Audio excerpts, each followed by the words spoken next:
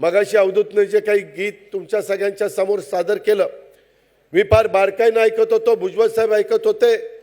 त्याच्यामध्ये जुन्या ह्या सगळ्या शौर्यवान महिला त्यांचा तर उल्लेख होताच, परंतु इथून पुढच्या काळामध्ये नवीन पिढी जी आलेली आहे त्या तरुणींना, त्या युवतींना, ह्यांनाही आपल्याला बरोबर घेऊन पुढे जायचं आहे आणि महाराष्ट्राच्या स्त्री शक्तीचा गौरवशाली वारसा पुढे नेण्याचं काम आपल्याला सगळ्यांना त्या बाबतीमध्ये करायचं आहे. राज्यातल्या स्त्री शक्तीनं अनेक शतकं समर्थपणे केलेले आहेत, याचा आपल्याला सगळ्यांना रास्त अभिमान आहे.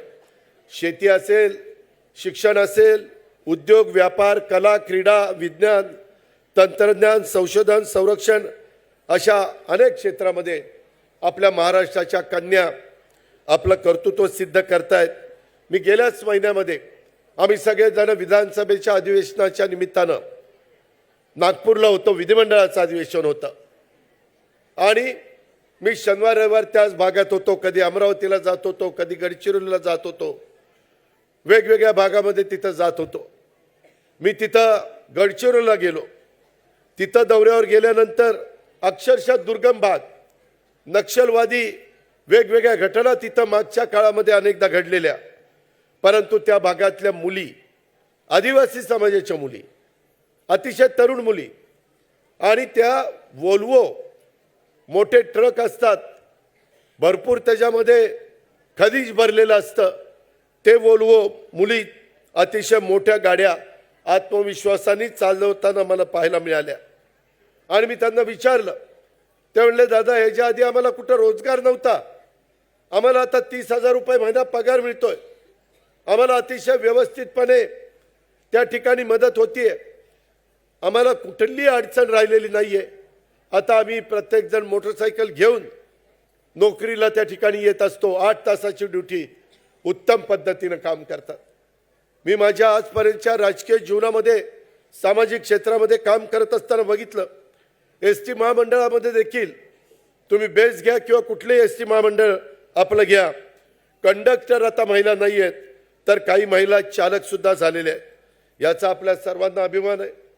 अनेकदा आम्हाला विमानातनं जाण्याची संधी मिळते. एकनाथराव शिंदे असतील, मी असेल, देवेंद्रजी असतील, बाकीचे आमचे सहकारी असतील, कामाच्या निमित्तानं लवकर तिथं पोचायचं असतं. विमानाने हेलिकॉप्टरने जात असताना बऱ्याचदा 2 पायलट असतात, त्याच्यातली एक महिला पायलट असते, कधी कधी दोघी पायलट महिला असतात. आणि आम्ही ज्यावेळेस विमानामध्ये बसतो आणि विमान अतिशय व्यवस्थित लँड झालं की समजावं दोघी महिला आज पायलट आहे. इतक्या व्यवस्थितपणे ते काम करतात. महिलांची एक पद्धत आहे, एक रीत आहे, एक त्यांचा स्वभाव आहे. जे काम करायचं ते चोख करायचं, त्याच्यामध्ये कुठेही. मी मगाशी बघत होतो, मलाही स्वच्छतेचा खूप अभिमान आहे, आदर आहे. इथं काही कागद बिगद पडली होती, राजलक्ष्मीताई गेल्या, निम्मी कागद उचलली आणि बाजूला करून टाकली. 2-4 कागद तिथं पडली होती, रुपाली उठली, तिनं तिथली कागद उचलली. आमच्या पुरुषापैकी एकही गडी उठला नाही. शेवटी कुठलंही काम असू द्या, तिथं महिलाच पुढे येतात, हे निर्विवादपणे मान्य केलं पाहिजे.